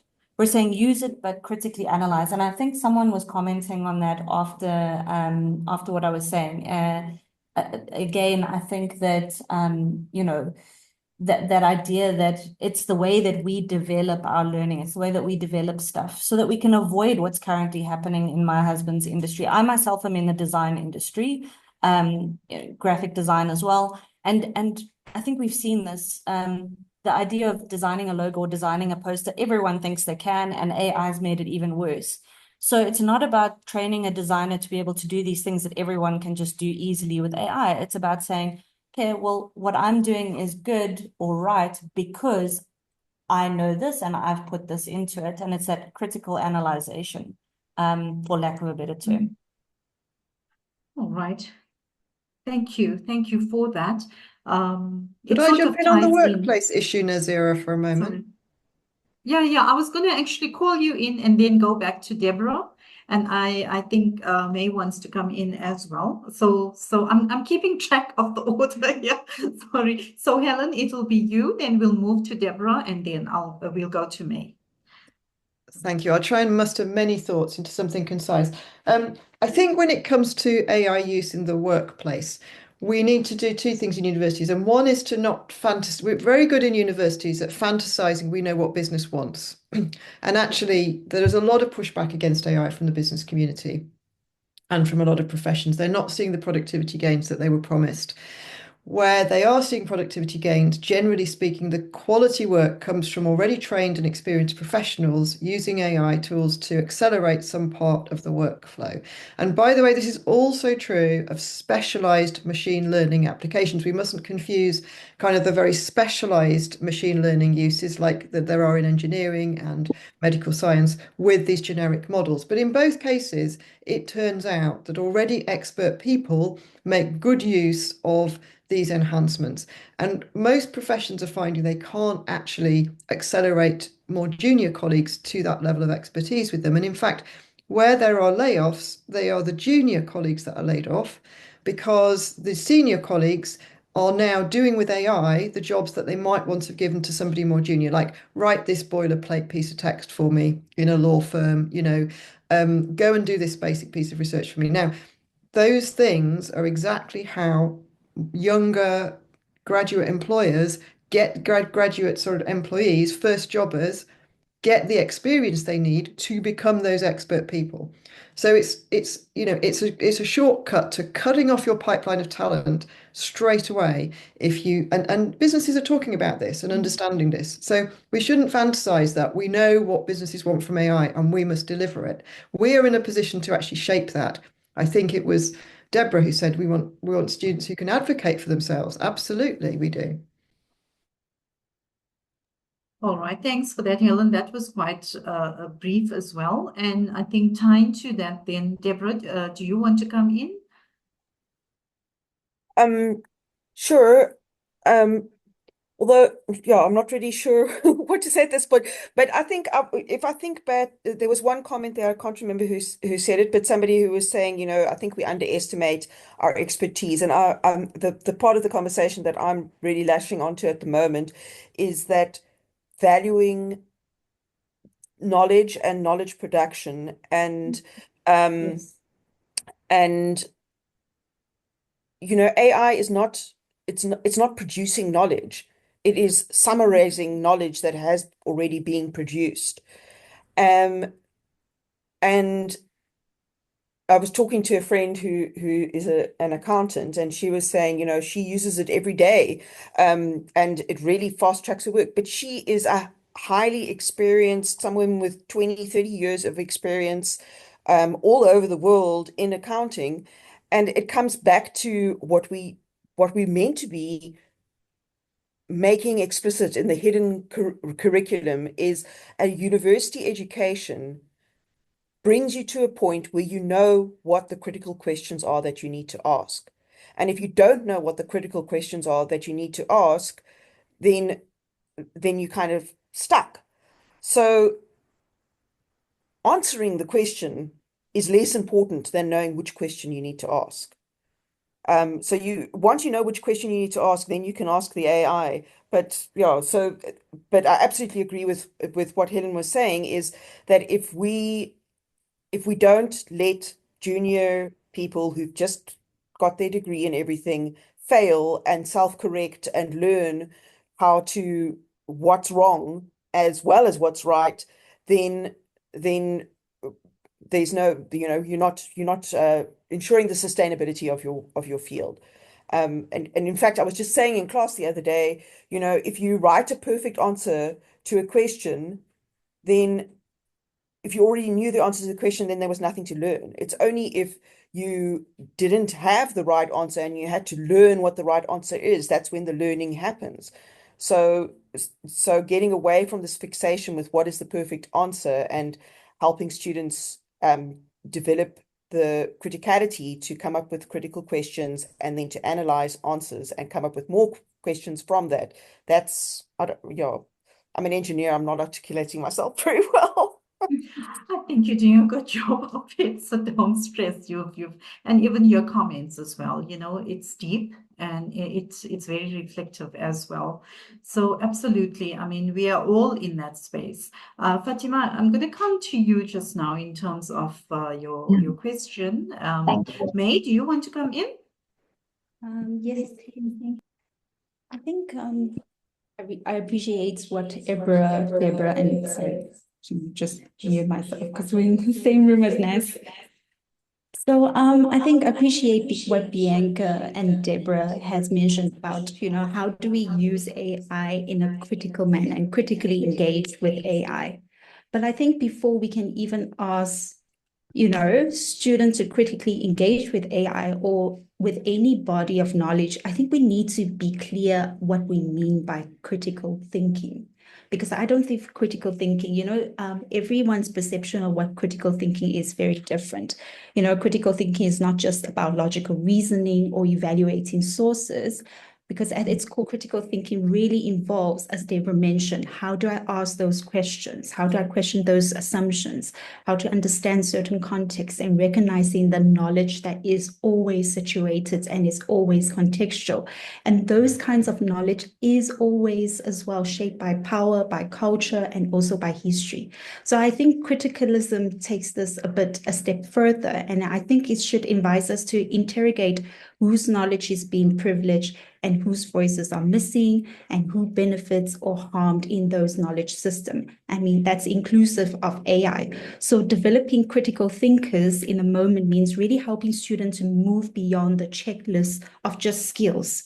Critical thinking is not just simply higher order thinking skills, but it's also towards the capacity to actually analyze, reflect, and respond. And critical thinking, I believe, it's also very different to various disciplines, and it can be discipline specific. So I think maybe really in the practical term, we can really ask, are we giving students the tools and the time to explore those multiple perspectives, and also to challenge those surface level answers and to make connections between what they're learning and the world they're living in? I think importantly, are we as academics and educators and even in the institution modeling that kind of critical engagement in ourselves? So yeah, thank you.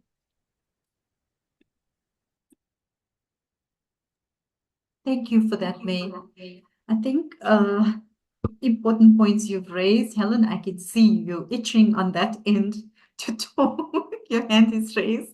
But yes, you're quite correct. Critical pedagogy. In fact, May's PhD is based around critical aspects and AI as well. So I'm glad to see, we are learning from her too.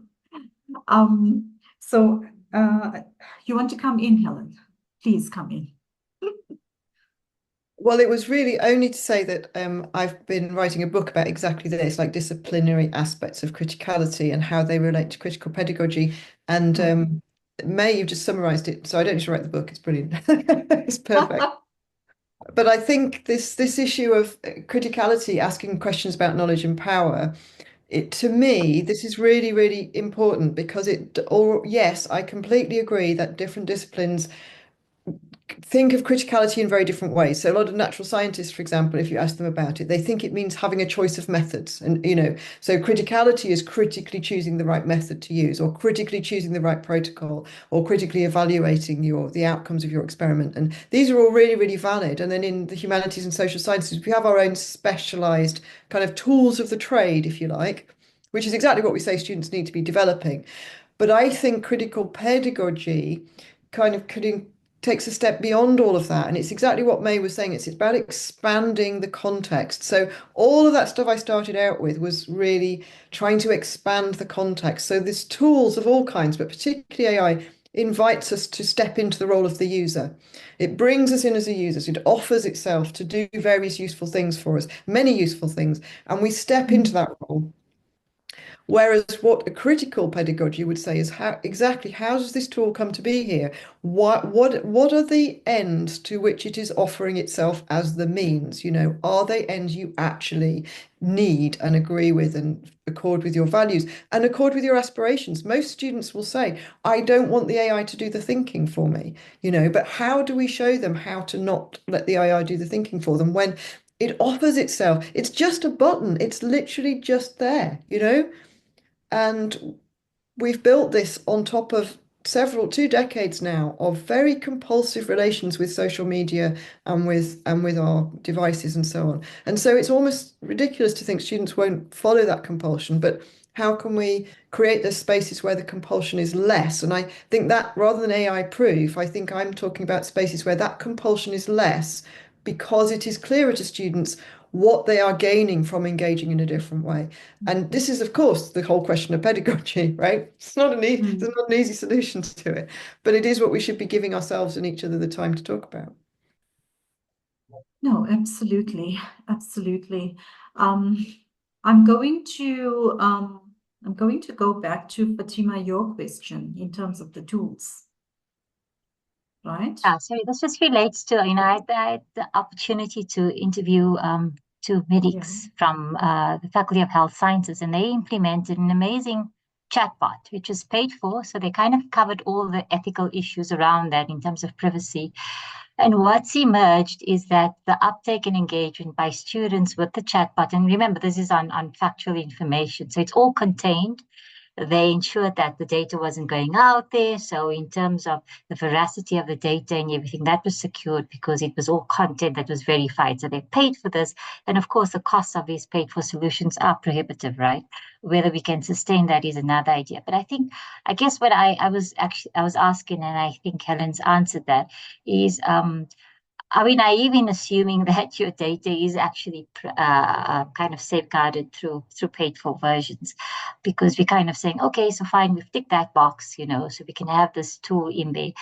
But having said that, though, I mean, we're on the internet anyway. Everything is scraped off. Helen, I know you said that the internet was first formed as for purposes of good, but there is the idea that the internet started off as a military solution anyway. So I'm just worried. I mean, are we just sort of is it like a fait accompli? I don't know. If you just want to respond to that. Thanks.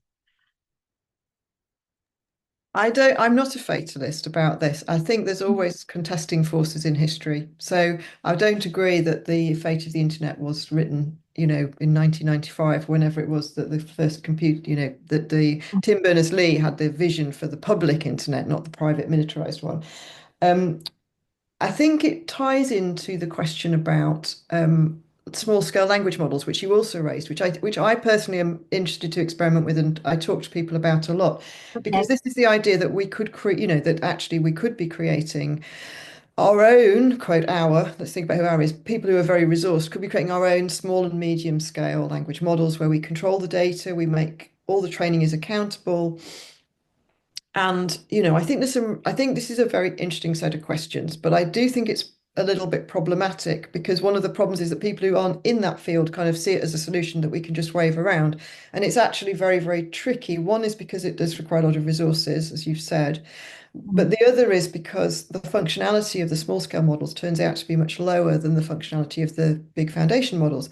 And that's not just to do with the size of the data, it's to do with the amount that they throw at the interface design and the post-training data work to refine it.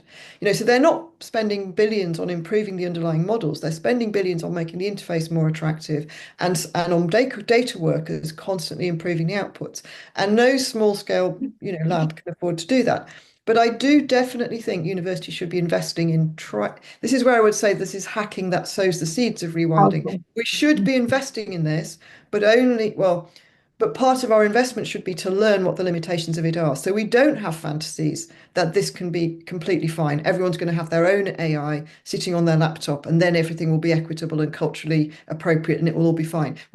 In universities, there's been a massive brain drain to industry in the last 10 years, and we need to get some of that back so we can do these experiments as genuine research. I think this is what, to be honest, ChatGPT is a research project gone wild. It's all it should be, in my view, at the moment. But we should be doing those real research projects to find out what are the harms, what are the limitations. Could we all have a personalized chatbot? And could that be actually something self-developmental? We don't know because those experiments are not being done. Okay, thank you. Thanks. Thanks for that, Helen. I mean, absolute sense. A bit of discourse attached to it, and again, once again, reflective as well. Okay, so Fatima, I brought you in. Nicola, we spoke to Jeremiah. I liked what you have actually mentioned about, the Hitchhiker's Guide to the Galaxy. And because soon I'm going to actually wrap up. And while colleagues were chatting and so forth, as well as, trying to weave from what Helen has put out when she started to where we are now. I mean, I've been trying to make copious notes so that I could actually get the key takeaways. So, Jeremiah, let's move to you. Please tell us more about the Hitchhiker's Guide to the Galaxy and how it fits into our world of AI and what we're putting forward. Very interesting. And then we'll move to Deborah and then we will start closing. Over to you, Jeremiah. Thanks, Nazira. Yeah, I was just, while Deborah was speaking to an earlier point, I was just suddenly reminded of the Hitchhiker's Guide to the Galaxy, this frantic mission to find the answer to the universe, and then the mission to find the question to the answer of the universe. And I got thinking about AI also. We concentrating so much on the what students are getting, the outputs that it's giving, and it's not amazing outputs. And then this term was birthed, prompt engineering. Oh, I'm not a fan of that term at all, because I think it's just yeah, it's just another thing to make us all frantic about needing now to understand what this is, and also push now to develop our students in prompt engineering when really it is critical thinking. It's so I'm presented with this topic in class. How do I approach this topic? Things like identifying the keywords is I mean, we identify keywords so that we can search properly, but we also identify keywords to unpack the question so we can understand. And in that, you already start formulating how you're going to get your answer, and it's incredibly subjective. And I mean that's the joy of higher education, that we are able to develop all of these. We able to develop students to think creatively around how to approach solutions. And I think just that having conversations around how we answer as opposed to how we evaluate the answers that we get, or not how we answer, how we start to approach the question instead of looking at the answers, I think could also be a useful approach. Thanks. Thanks, Jeremiah. Thanks for reminding us about the Hitchhiker's Guide to the Galaxy. May couldn't help herself. I'm watching her. She found it so interesting. So let's hope that you have actually given her some input, because she's started her PhD journey and she's very keen on bringing out all these aspects. But thank you so much. So Deborah, 42 is the answer, right? 42. Yes, yeah, in Hitchhiker's Guide to the Galaxy. But I mean, Yes. I think it's a nice analogy, because I mean the whole point in Hitchhiker's Guide to the Galaxy Yeah. of that question is the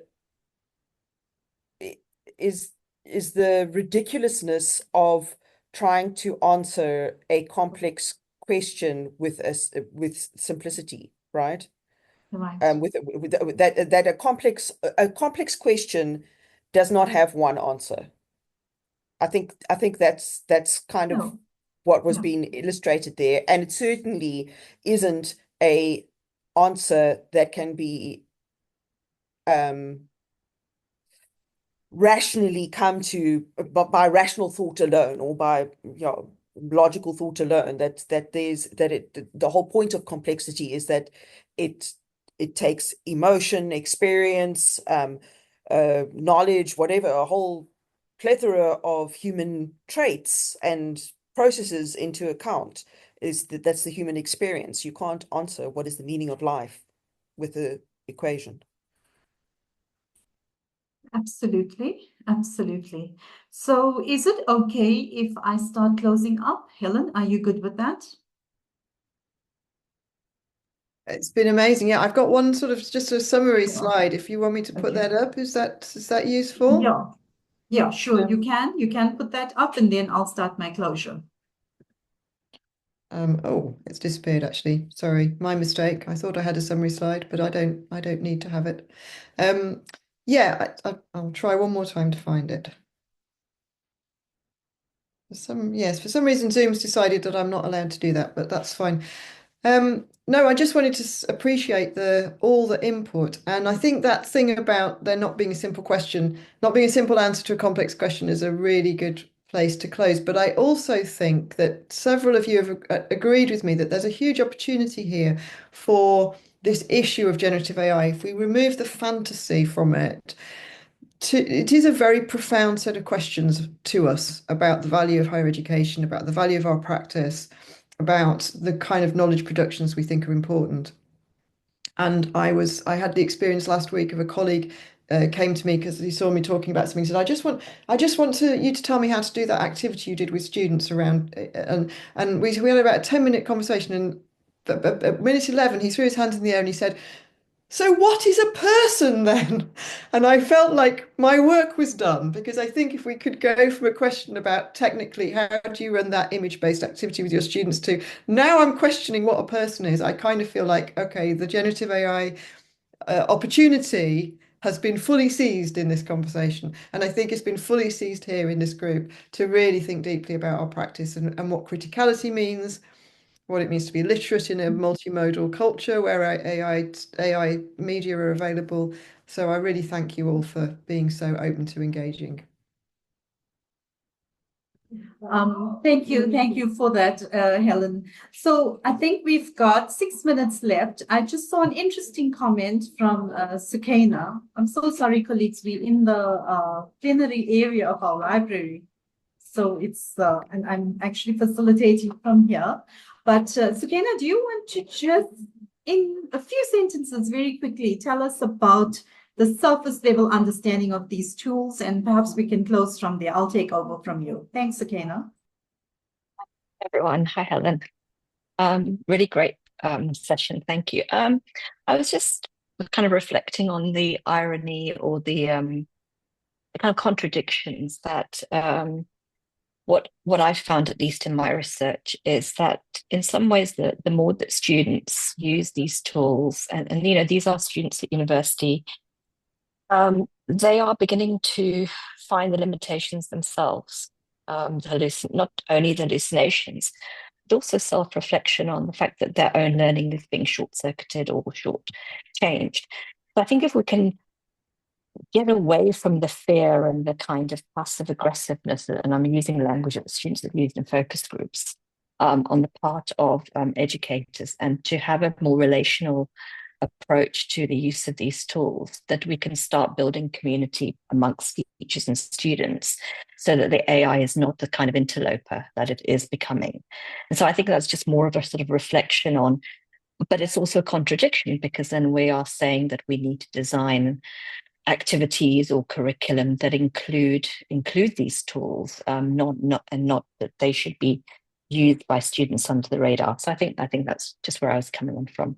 Thanks.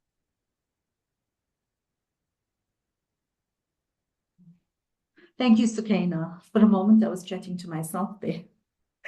But yes, we absolutely agree. The past 3 days, I was in I convened an AfriTech workshop around data analytics and the use of AI within the context of learning and teaching, and peer review was part of it as well. And I must tell you that we came up with this notion that AI is an interlocutor, okay? And it's a collaborator, and yes, absolutely, Sukaina. It is dangerous to have a surface level understanding of it, you know, as part of us and our students as well. So I'm going to thank you all. I just need to quickly look at, you know, the key takeaways. Thank you so much, Helen, for such a thought-provoking discussion. So to summarize the key takeaways that we have actually been grappling with, but I think we've made much progress. We looked at AI, and I'm taking into account all that came out into the chat and all that you have socialized us into, Helen, from the beginning of the session. So the fact that AI must be framed critically and not neutrally. You know, there was this concern about bias, invisibilized labor, the environmental impact, and how AI systems reinforce who has and, you know, who does not, right? Then the notion of critical AI literacy. Yes, it's urgent, but it's not that simple. Okay, Nicola, you brought that in as well. Helen, yourself, I think May has brought that in. Fatima, in fact, everybody, Deborah and others, okay? But it was welcomed, but I think we also questioned it, because does it actually assume equal access or digital readiness and so forth? And I think we looked at suggestions that looked at, embedding critical AI literacy across programs and domains. Fatima, if I recall, that was one of your suggestions, right? And yes, students are anxious and they are underprepared because it's about us looking, are we using AI correctly or ethically? There's a strong sense that we must guide and model how to question, evaluate, as well as reflect on AI output. So not just warn or prohibit, right? Then around assessment and learning, yes, it needs some evolution because we need to rethink assessment design. Our tasks should actually promote critical thinking and not be easily completed by AI. And this came out very nicely in the chat. There was a sense of institutional pressure, but also, this call for us to actually use this disruption creatively to actually revisit the purpose of higher education and assessment. And then tech solutionism. Well, that's a real risk. And the danger of universities adopting AI uncritically to solve structural issues as well, And then we move to the epistemic access and the expertise matter. And I think a recurring weave or thread that I picked up was the need to foreground epistemology, around socializing our students in terms of how knowledge is made, whose knowledge counts, and why it matters. And yes, Jeremy, your idea of implicit expertise, yes, you've sparked rich reflection on making disciplinary thinking visible and, teaching us how to ask better questions. And we looked at the norm of data privacy and access as an ongoing concern. And, we spoke about the paid versus open source tools and, going through the back door, side door. I use those terms when, in an online space with the critical digital pedagogy, when I cannot see, students completing tasks. And then I use the back door or the side door to actually find out what is happening. And you'll be amazed. We've got to take the lived experience of our students into account. And I think I'm going to close with the use of AI that is still unequal but contextual. Access, training, and the proper use of AI that remains heavily, actually very heavily skewed towards those with institutional support or tech privilege. And that's where May's aspect of critical, or should I say critical digital pedagogy comes in, and the promise of democratization. But my aspect or my conceptualization of democratization is different to somebody else's. And the world is showing us that, because democracy is alive only in some spaces, and there are other spaces where it's spoken of, but it's not enacted, nor is it embodied. Democracy is for only those who are, it appears, in that power position. So power differentials come in. Okay, so the promise of open access to knowledge falls short without foundational literacy, scaffolding, and human guidance. Helen, I want to thank you again for sharing your expertise with us. It's been a pleasure having you with us today. And I know everyone appreciates the depth and insight you've provided. And I'd like to thank all our participants, because that's what you've been. You've been so good, for joining us today, for your thoughtful comments and your insightful questions. Your participation has actually made the session even more valuable. So for those interested in learning more, we will be sharing some resources and links to Helen's publications. Jan, I think, will you facilitate that and send it out through from the USAF, from the DELT CoP?